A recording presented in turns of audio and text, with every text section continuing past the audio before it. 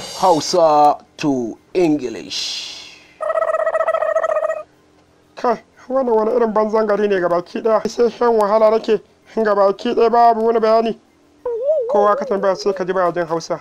Kai, ga wani mutumi. Bari ma da yin tsayin tambaye kawai.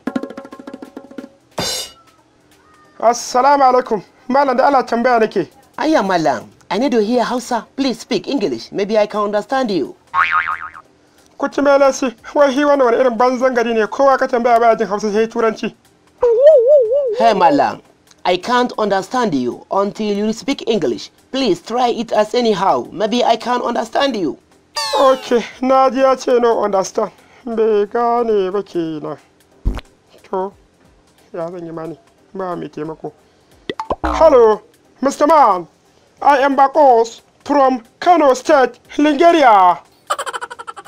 Okay, that's very good. You are welcome. Oyo dadi ka heni. Aheni wana iya Turanci. Geni. You try. Mr. Man, show me the road of Tahir Hawa Mota from Lagos zuwa Kano. Malam, I hear you, but I did not understand you well. Kai, ni fa ban ji abin da kace ba. Malam, da Allah please, show me the way kawai. What?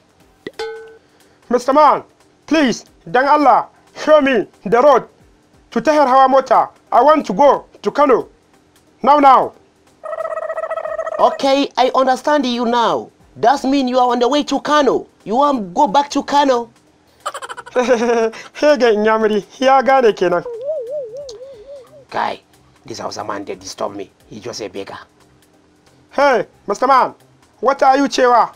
Sorry, what are you saying? I said, wait for me. I'm coming.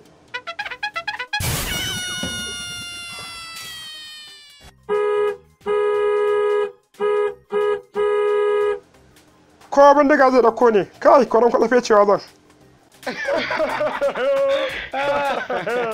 To jama'a domin kasantuwar ku cikin jagwalkwalin nihadi ku kasance tare da Yusuf Zamani Record TV. Kada ku manta ku danna subscribing da kararrawa domin samun wasu da zarar mun yi mun gode.